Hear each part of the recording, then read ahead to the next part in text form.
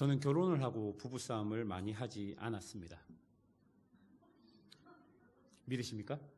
네. 예.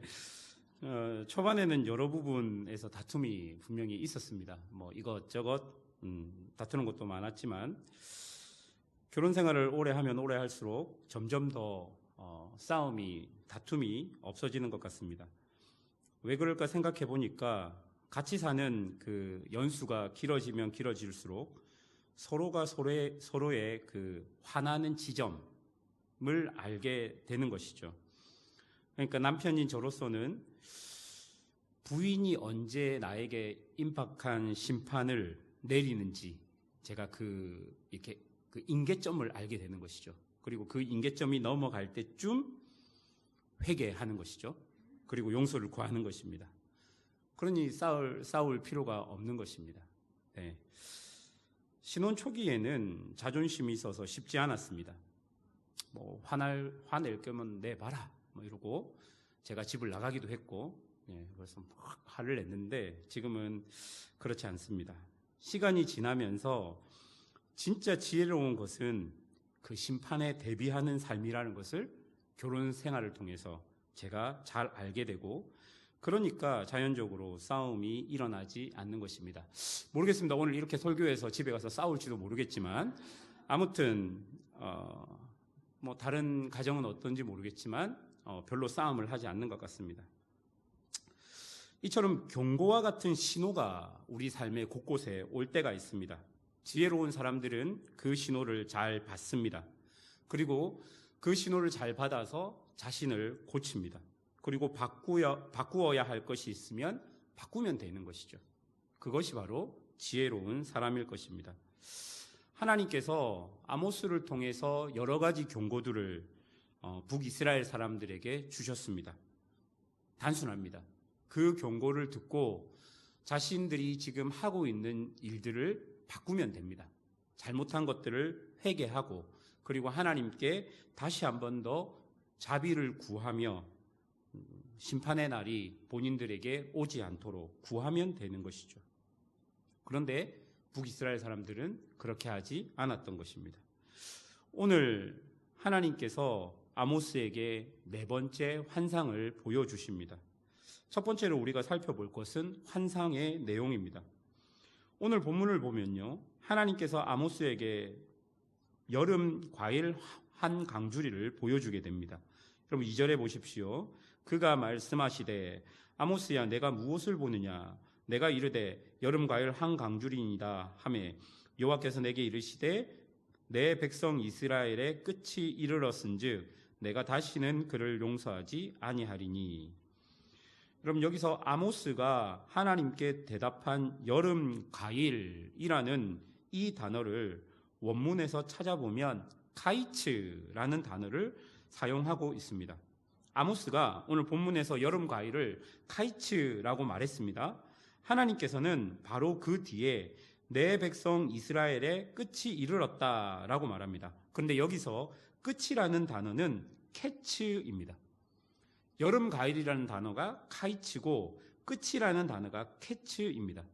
그런데 이 단어들을 히브리 사람이 이 성경을 읽을 때 발음상 매우 유사한 단어입니다. 하나님께서는 이런 언어 유희를 통해서 선지자에게 여름 과일, 즉 카이츠를 보여주시면서 실상은 끝, 지금 이스라엘의 끝, 캐츠를 말하고 있는 것입니다. 이제 이스라엘의 끝이 왔다는 것이죠. 여러분, 이 끝을 의미하는 캐츠라는 단어는 원래 이스라엘이 농사를 지을 때 사용하는 달력의 마지막 달을 의미합니다.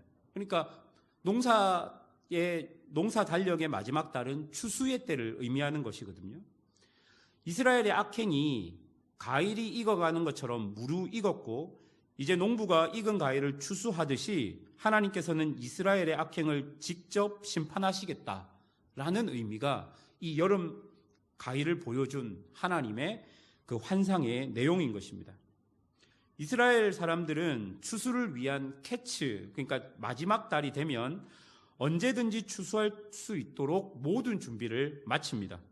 그러니까 캐치달이 지금 시작됐어요. 다시 말해서 한국으로 말하면 9월인가요? 10월인가요? 그 달이 되면 오늘 추수를 해도 되고요. 내일 추수를 해도 되고 그 다음 주에 추수를 해도 되는 것입니다. 그 달 동안은 언제든지 추수를 할 수 있도록 모든 준비를 마치고 납만 들고 그냥 추수만 하면 되는 것이죠. 그런데 분명한 것은 그 마지막 달을 넘기기 전까지 모든 추수를 마치는 것입니다. 지금 하나님께서 이스라엘에게 끝이라고 말하는 것이 이제부터 이스라엘은 종말의 때, 마지막 때를 살고 있다는 의미를 주고 있는 것입니다. 지금 당장 추수의 때, 그러니까 심판이 임해도 전혀 이상하지 않는 시간 속으로 이스라엘이 들어온 것입니다.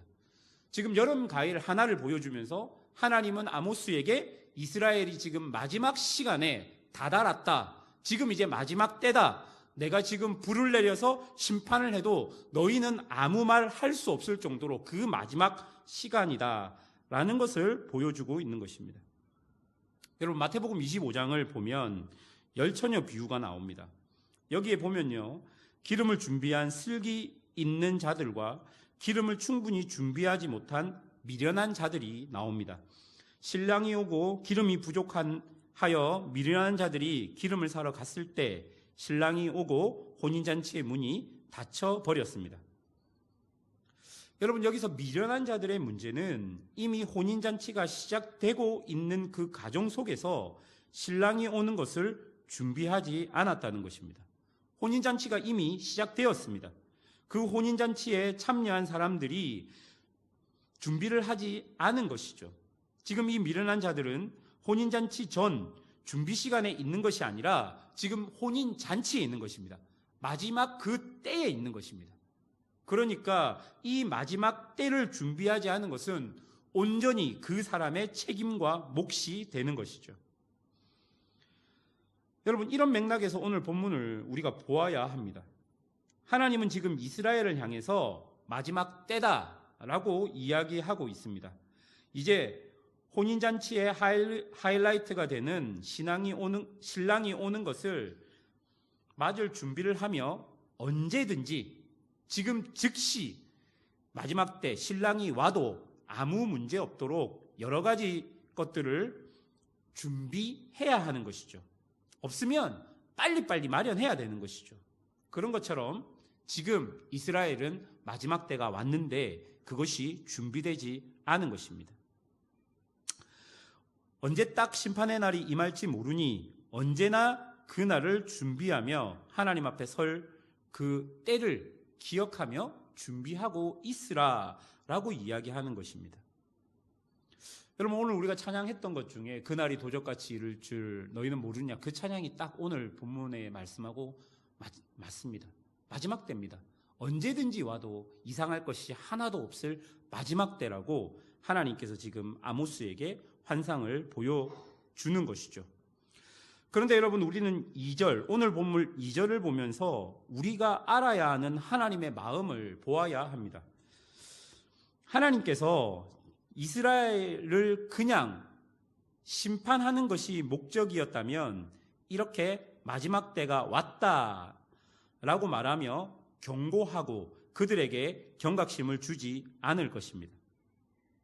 그냥 심판이 목적이었다면 이렇게 경고하지 않고 바로 아무 경고 없이 심판의 불을 내리시면 되는 것이죠. 그런데 하나님은 지금 이스라엘에게 이런 경고를 듣고 그 마지막 시간 속에서 하나님께 돌아오기를 원하십니다. 그래서 선지자에게 환상을 보여주고 이 선지자의 예언을 듣고 북이스라엘아, 제발 좀 정신을 차려라. 제발 좀 하나님인 나에게 돌아오라 라고 이야기하는 하나님의 마음을 읽어야 하는 것이죠. 여러분, 이런 경고는 하나님의 두려움과 하나님의 무서움을 우리에게 보여주기보다는 하나님께서 우리를 기다리고 있는 모습을 읽어야 합니다.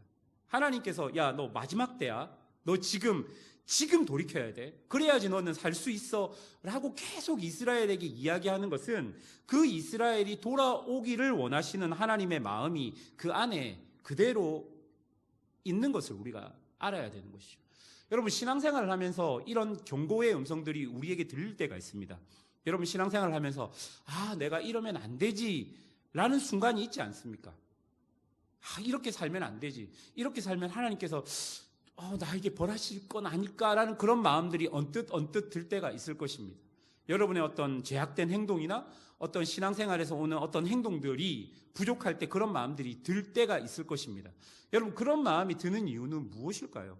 하나님께서 여러분에게 지금 돌아오라라고 이야기하는 경고의 음성일 가능성이 높은 것이죠. 그러나 여러분 이 경고의 예언을 듣고도 돌이키지 않으면 2절 마지막 내용처럼 용서하지 아니한다라고 말씀하십니다. 이 용서하지 아니한다라는 말은 지나치지 않겠다는 말입니다. 그러니까 더 이상 인애와 자비가 없다라는 말입니다. 지금 이스라엘에게는 마지막 기회가 주어진 것입니다.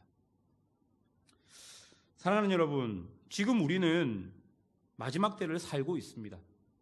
사실 우리도 지금 그 캐츠의 달을 보내고 있는 것이죠. 예수님께서 공생애를 시작하시면서 선포하신 내용이 무엇이냐면요, 하나님의 나라가 왔다라고 선포하십니다. 그리고 우리는 지금 성령님과 함께 마지막 때, 마지막 달을 보내고 있는 것입니다. 복음서에 보면 많은 종말의 비유와 그리고 바울 서신을 보면 그 바울 선생님의 교훈을 보십시오. 지금 우리가 마지막 때를 살고 있다고 지금 이야기하고 있는 것입니다. 지금 당장, 그러니까 지금 제가 설교하고 있는 이 순간에 예수님이 임재하셔도 사실은 아무 문제가 없는 시간 속에 우리가 살고 있는 것이죠. 그게 마지막 때입니다. 그러면 여러분 무엇을 준비해야 하겠습니까? 우리가 하나님 앞에 설 준비를 해야 하지 않을까요? 성경을 통해서 하나님께서 우리에게 말씀하셨듯이 하나님을 사랑하는 것과 이웃을 사랑하는 삶, 나의 욕망을 부인하고 나에게 주어진 하나님의 뜻을 향해 더 분명히 나아가는 것이 우리에게 지금 준비되어야 되지 않겠습니까? 무엇이 중요한지 신앙 안에서 좀 더 분명히 결정하고 선택하며 내 삶을 하나님께 조금 더 가까이 가는 것, 그렇게 살아야 되는 거 아니겠습니까? 하나님께서 이스라엘에게 경고했습니다. 선지자에게 환상을 주시면서 그 선지자의 입을 통해서 이스라엘에게 경고했습니다. 그런데 이스라엘이 돌이키지 않게 되었을 때 어떤 일이 벌어질까요? 3절을 보십시오. 그날의 궁전의 노래가 애곡으로 변할 것이며 곳곳에 시체가 많아서 사람이 잠잠히 그 시체들을 내어버리리라. 주 여호와의 말씀이니라. 여러분 이 3절에서 제일 중요한 단어는 변한다라는 동사입니다. 보십시오. 여러분 아까 캐치의 달이라고 했잖아요. 추수의 달이라고 했잖아요. 이 추수의 달은 사람들이 익은 곡식들을 거두어 들인 달이죠. 여러분 이 추수의 날은 축제의 날입니다. 사람들이 그 익은 곡식들을 거두며 풍성한 그 축제의 시간을 보내고 있는 그 날이 되는 것이죠. 그래서 왕궁에서는 무희들이 노래를 부르고 춤을 추고 있습니다. 그런데 여러분 어떤 일이 벌어집니까? 갑자기 예상하지 못했던 적군들이 침략하였습니다. 그리고 전쟁을 전혀 준비하지 못한 그곳은 한마디로 쑥대밭으로 변해버립니다. 무희들의 노래는 비명으로 바뀌고 공포에 휩싸인 사람들은 두려워 떨며 적군들을 피해 곳곳으로 숨어버린 것이죠. 노래소리가 가득해야 될 축제의 장소가 침묵의 장소로 변해버렸고 추수한 곡식이 이렇게 많이 있는 풍성한 곳이 황폐한 곳으로 변해버린 것입니다. 하나님의 경고를 듣지 않았을 때 이런 변화들이 우리 가운데 일어날 수 있다고 이야기하는 것입니다. 무엇 때문에 하나님께서는 이런 끔찍한 심판을 결정하게 되었을까요? 두 번째로 우리가 살펴볼 것은 심판의 이유입니다. 왜 이런 심판이 우리에게 일어나게 되는 것인가? 왜 지금 북이스라엘에게는 하나님께서 아모스를 통해서 마지막의 환상을 보여주며 너희는 이렇게 심판을 당할 것이다 라고 말하고 있는 것일까요? 4절을 보십시오. 가난한 자를 삼키며 땅에 힘없는 자를 망하게 하려는 자들아, 이 말을 들으라. 여러분, 4절에서 가난한 자와 힘없는 자는 사회적인 약자를 이야기합니다. 사회적인 약자는 상대적인 약자를 말하는 것이 아니라 절대적인 약자를 이야기합니다. 예를 들어서요, 고아와 가부와 같은 사람들입니다. 여러분, 이 사람들이 왜 절대적인 사회적 약자일까요? 왜냐하면 그들은 보호자가 없기 때문입니다.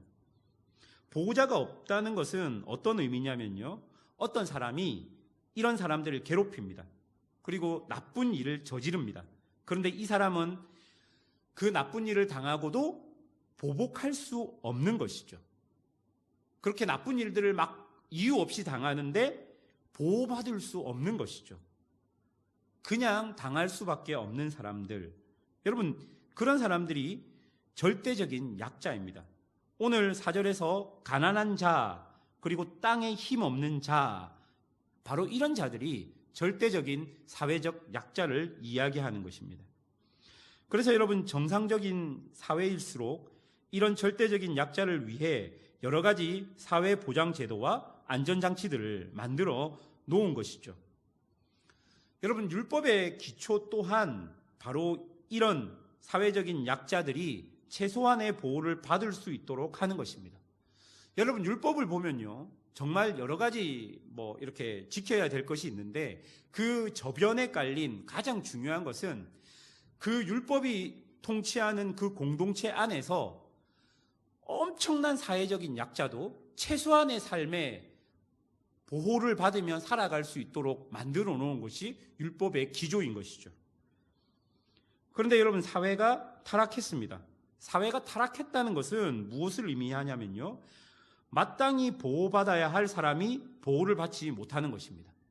이런 절대적인 약자들이 그 사회에 만들어 놓은 법 안에서, 그 사회 질서 안에서 보호를 받아야 되는데 마땅히 받아야 될 보호를 받지 못하는 것이죠.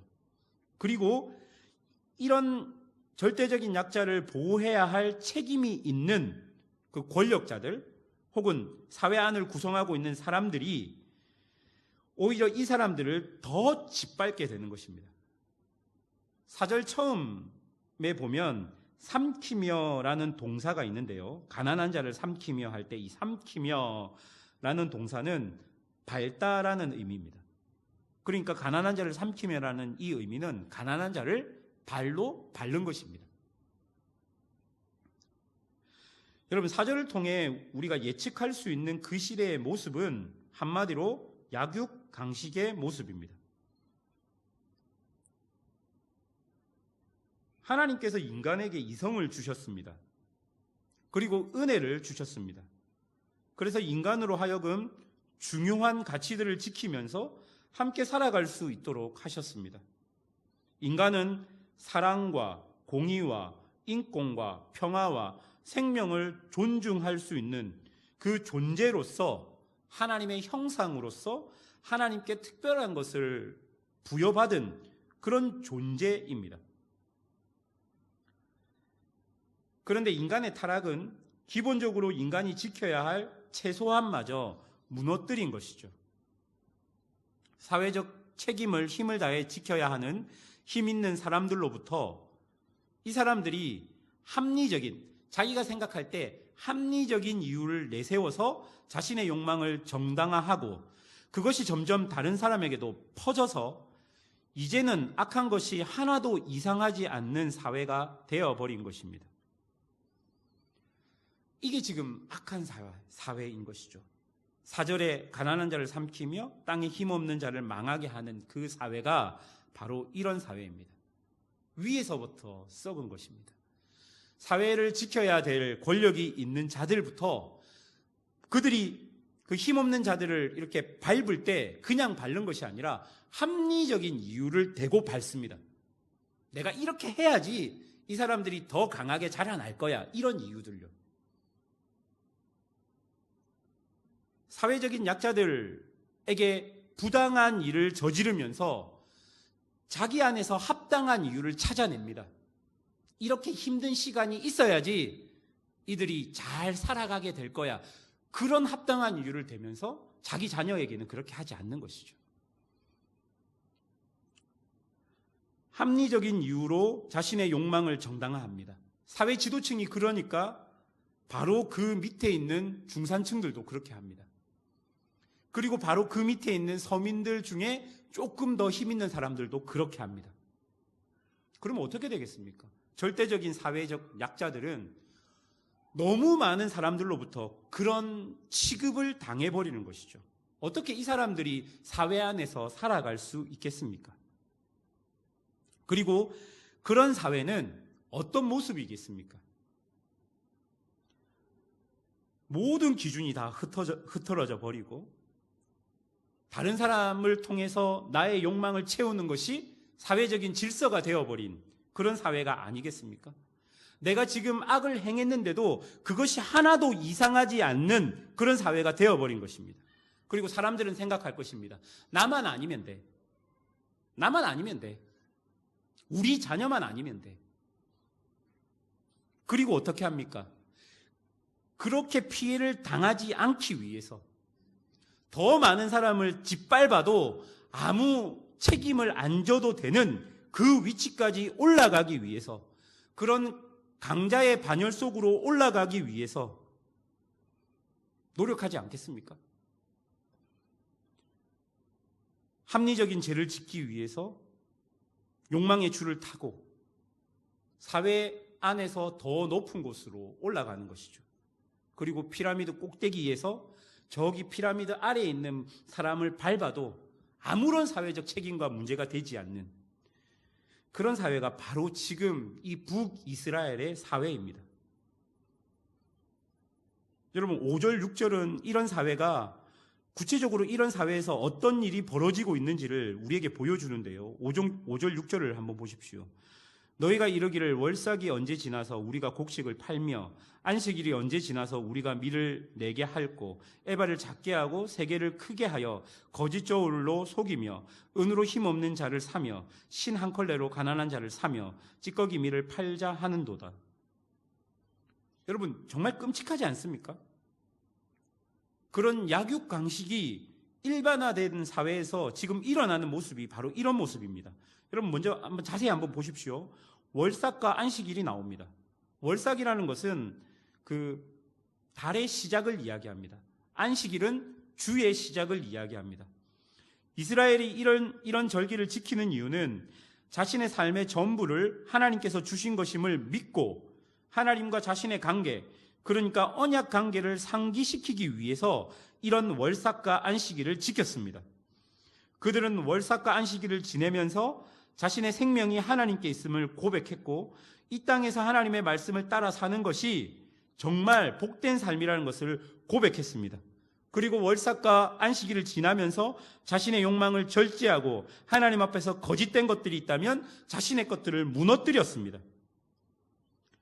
원래 월삭과 안식일은 이렇게 하려고 하나님께서 이스라엘에게 주신 것입니다. 그런데 그들이 월삭과 안식일을 지키면서 내뱉은 말을 여러분 한번 보십시오. 이미 그들에게는 월삭과 안식일은 그냥 아무것도 아닌 날이 되어버렸습니다. 욕망을 절제하는 것이 아니라 욕망을 더 강화하는 날이 되어버렸습니다. 그들은 예배를 드리면서 어떻게 하면 이 약육강식이 물든 세상 속에서 더 지혜롭게 더 많은 돈을 벌 수 있을지를 고민하고 있는 것입니다. 5절 후반에 보세요. 거짓 저울로 속이며 6절을 보십시오. 은으로 힘없는 자를 사며 또 신 한 컬레로 가난한 자를 살지 고민한다고 말합니다. 여러분, 은으로 힘없는 자를 사는 것은 고리대금을 말합니다. 돈을 빌려주고 비싼 이자를 받는 것이죠. 그리고 여러분, 신 한 컬레로 가난한 자를 산다는 것은 아무것도 없는 사람들의 가장 기본적인 인권이나 생존마저도 빼앗아 버린다는 것이죠. 그 사회적인 절대적 약자들의 생존마저도 내가 좌지우지할 수 있을 권한을 내가 가진다는 의미입니다. 여러분, 더 기가 막힌 것은 지금 이런 말과 이런 고민을 어디에서 무슨 날에 하고 있습니까? 그들이 지금 이런 말을 내뱉는 장소가 어디입니까? 지금 그들이 이런 말을 내뱉는 시간이 언제입니까? 월삭과 안식일입니다. 그리고 이들이 지금 이 말을 내뱉는 것은 성전입니다. 예배를 드리는 장소에서 예배를 드리는 시간에 이 정도의 생각을 하고 있는 것입니다. 정말 여러분 끔찍하지 않습니까? 그들에게 하나님은 도대체 어떤 분이실까요? 놀라운 것은 그들이 하나님을 부정하는 불신자나 이방인이 아니라는 것입니다. 그들은 하나님의 백성이라 불리는 이스라엘 사람들이었고 대대손손 믿음의 가정에서 자라난 사람들입니다. 귀한 예물을 하나님께 드리는 사람들이었고 하나님의 은혜로 지금 내가 이 정도로 살고 있다고 고백하는 사람들입니다.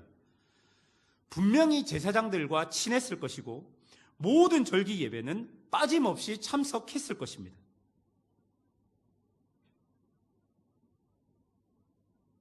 그런데 이 사람들의 입에서 나오는 말이 바로 이런 말입니다.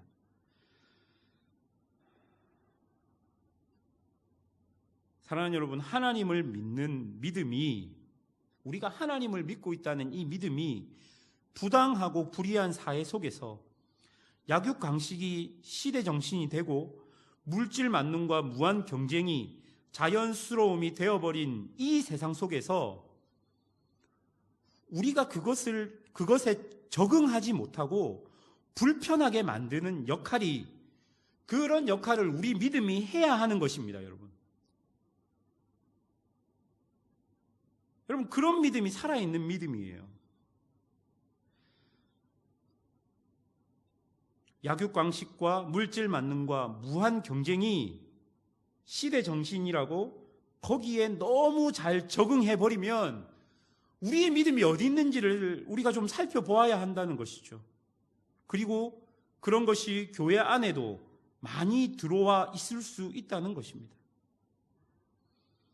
그런 시대적 정신이 우리 안에, 성도 안에, 교회 안에 중요한 가치가 되어버린다면 우리가 지금 4절부터 6절까지 보았던 이런 끔찍한 일들이 우리 안에도 지금 일어나고 있는 것입니다, 여러분.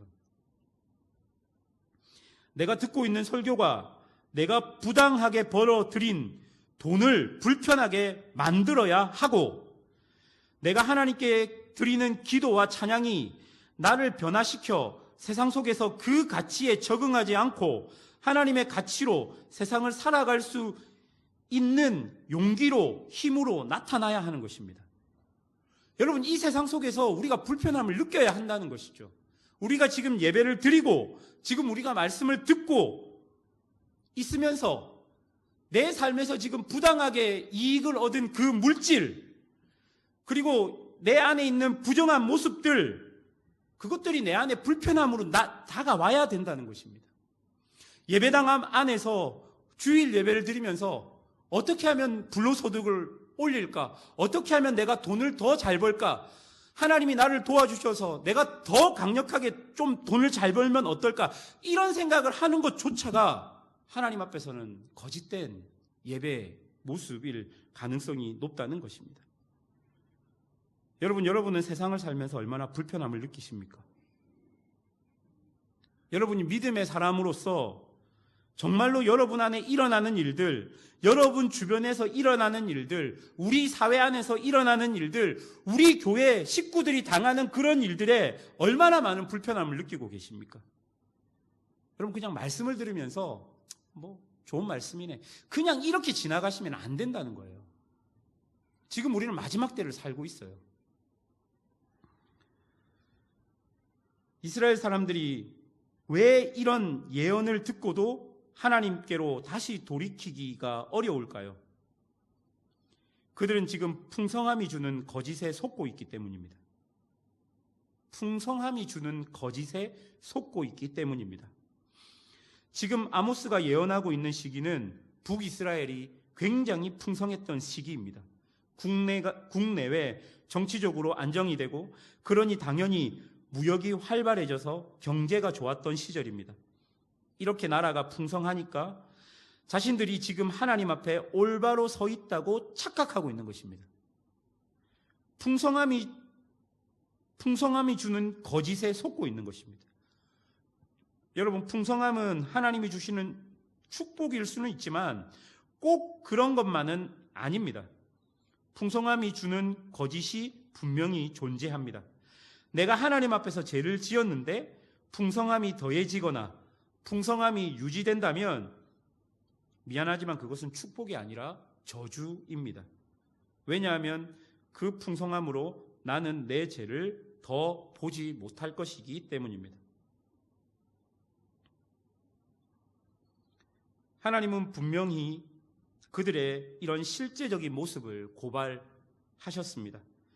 자신들이 그렇게 살아도 아무런 피해와 보복을 받지 않는 자들에게 하나님은 당신이 가난하고 힘없는 자들의 보호자가 되셔서 악한 자들의 대적이 되셨다라고 이야기하고 계십니다.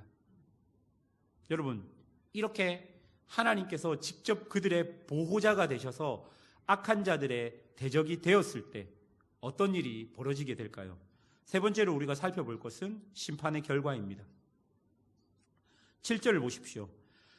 여호와께서 야곱의 영광을 두고 맹세하시되 내가 그들의 모든 행위를 절대로 잊지 아니하리라 하셨나니. 여러분, 여기서 야곱의 영광이라는 말은 이스라엘의 번영과 풍성함을 의미합니다.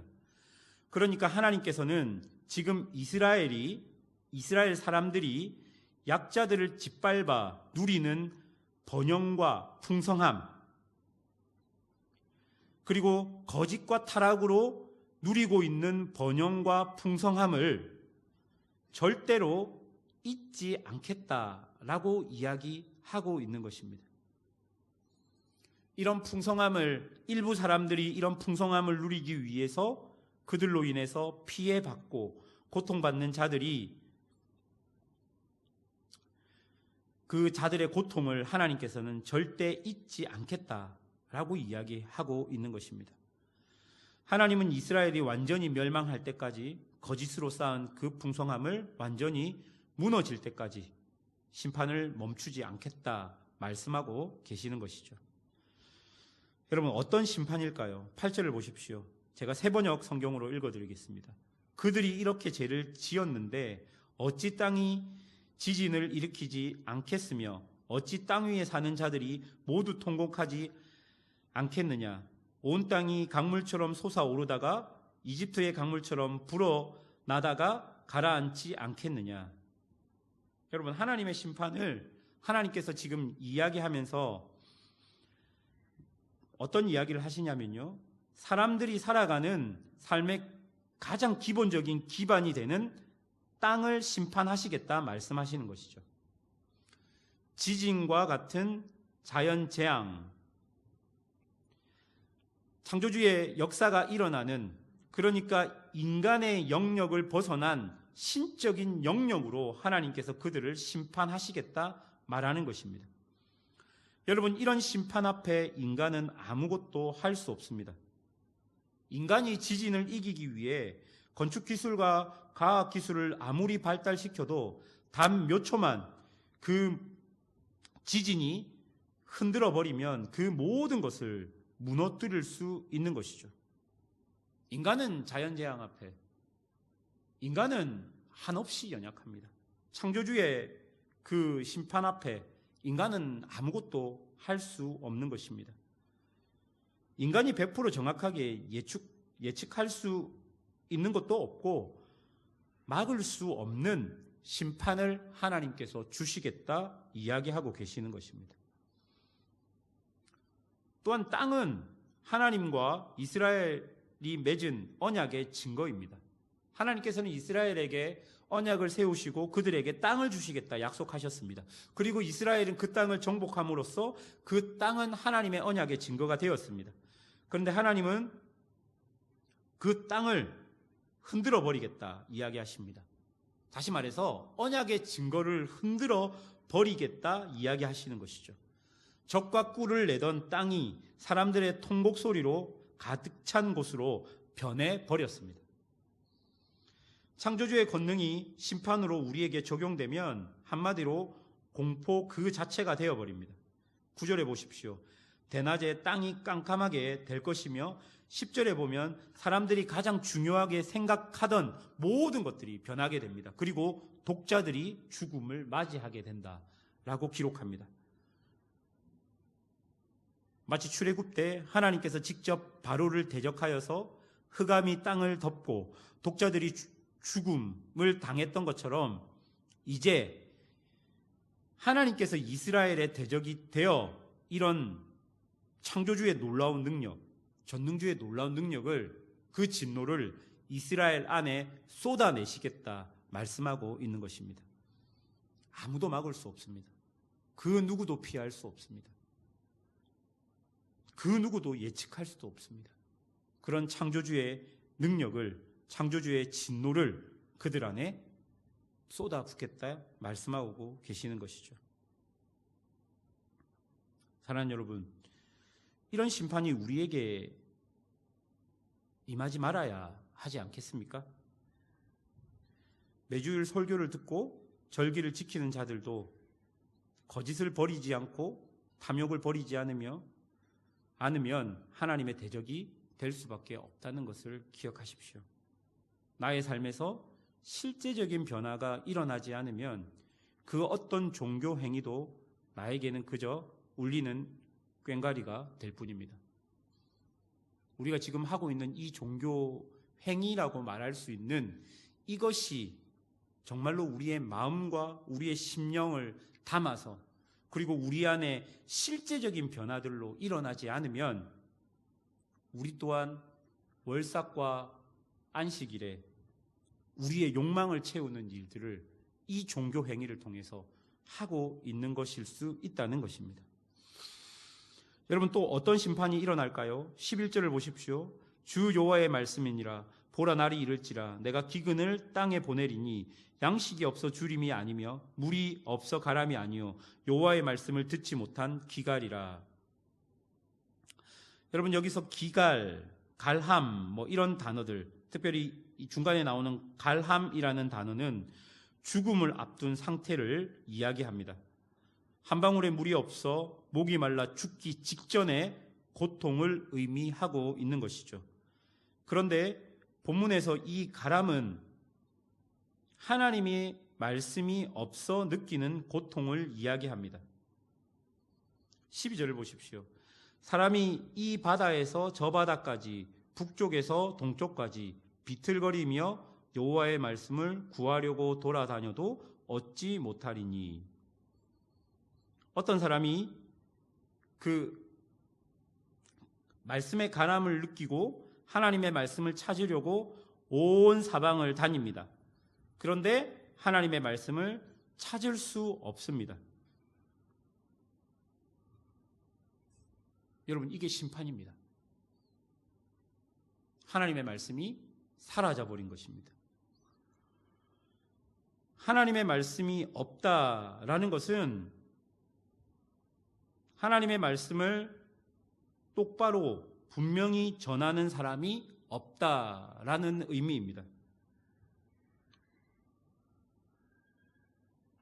말씀을 맡은 자들이 자신의 정욕에 따라 하나님의 말씀을 곡해하고 말씀을 교묘히 이용하여서 사람들을 세뇌하여 자신이 원하는 것을 말씀을 통해 사람들에게 얻어내려고 하는 일들이 벌어지는 것이죠.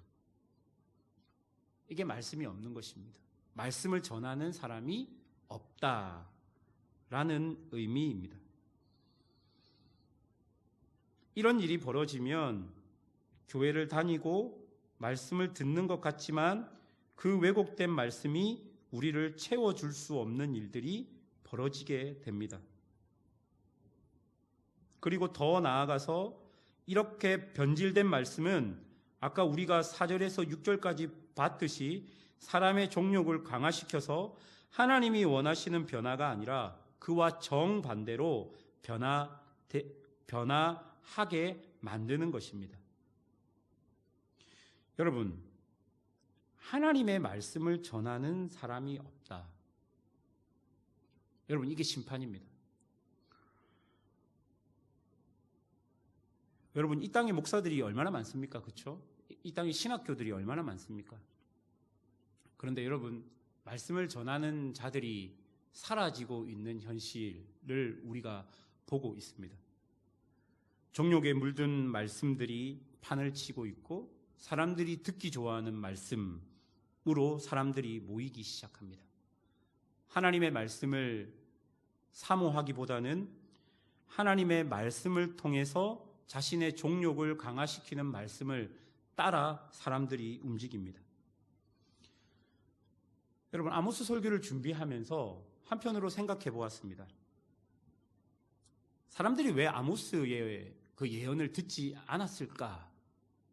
그렇게 생각해 봤을 때 아모스는 먼저 출신이 남유다입니다. 북이스라엘 사람이 아니에요. 자신의 동향 사람이 아닌 것이죠. 그리고 아모스는 원래 선지자가 아닙니다. 그 시대에는 선지자 학교들이 있었다라고 이야기합니다. 그러니까 지금 말하면 어느 학교 출신이다. 그런 것들이죠. 뭐 유수한 대학을 나와서 유수한 학교를 다니고 그리고 외국 유학까지 갔다 와서 그런 사람이 아모스가 아니었다는 것이죠. 이 사람은 그냥 농장 주인이었습니다. 양을 치는 사람이었고 뽕나무를 재배하는 사람이었습니다. 그런 사람이 남쪽에서 북쪽까지 여행을 했습니다. 하나님의 말씀을 전하기 위해서 그렇게 갔습니다. 여러분, 그 몰골이 어땠을까요? 뭐 지금 저처럼 이렇게 좋은 옷을 입고 설교를 했을까요? 아닙니다. 그냥 지팡이 하나 들고 거적대기 같은 거 밤에 이렇게 덮고 자야 되니까 그런 걸 하고 서서 예언을 했겠죠. 지금 화려함에 병들어 있는 북이스라엘 사람들에게 그 말씀이 영향력이 있었을까요? 아닙니다. 북이스라엘 사람들은 이런 아모스보다 거짓 선지자라고 이야기하는 아마시아의 얘기에 더 귀를 기울였을 겁니다. 왜냐하면 그는 베델의 성전에서 매일 화려한 제사들을 집례하는 사람이었고 화려한 옷을 입었던 사람들이었고 사람들이 모이는 곳에 있었던 사람들이었을 것입니다. 여러분, 정말로 여러분 한번 생각해 보십시오. 어떤 말씀이 더 여러분에게 영향력을 주고 있습니까?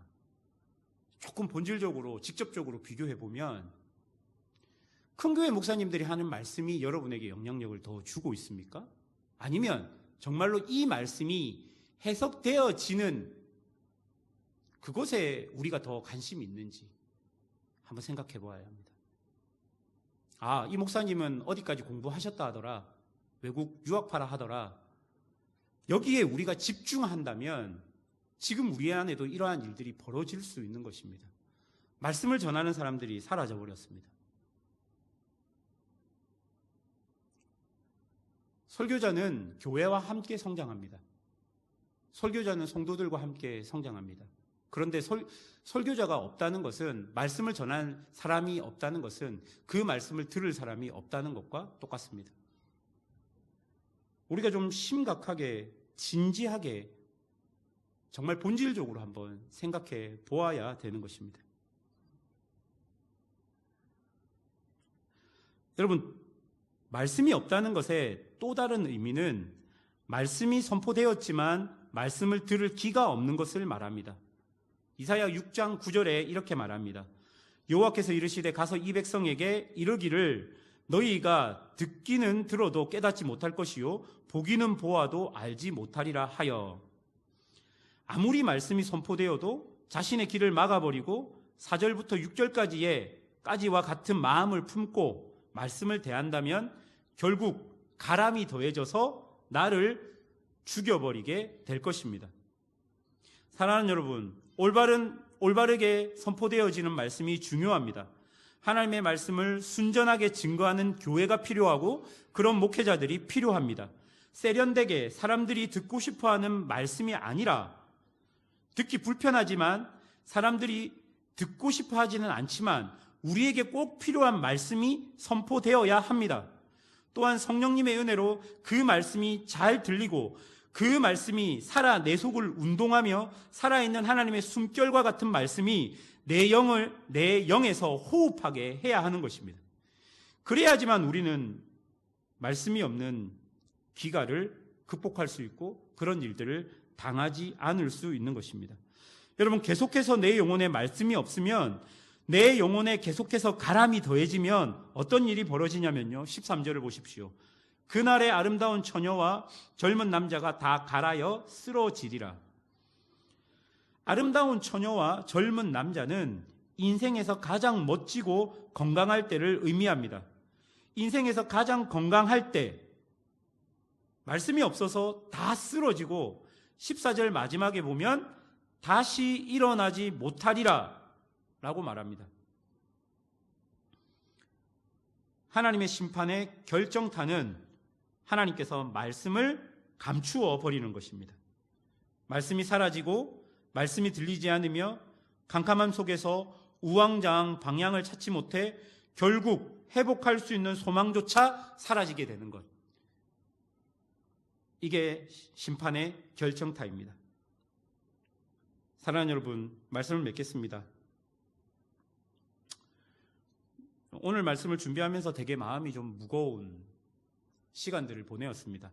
말씀은 한 2주 전부터 준비했는데 요 최근에 여러 가지 뉴스 기사들을 통해서 여러 정치나 경제 이거 말고요, 교계 뉴스들을 보면서 굉장히 마음 아픈 사건들이 많이 있었습니다.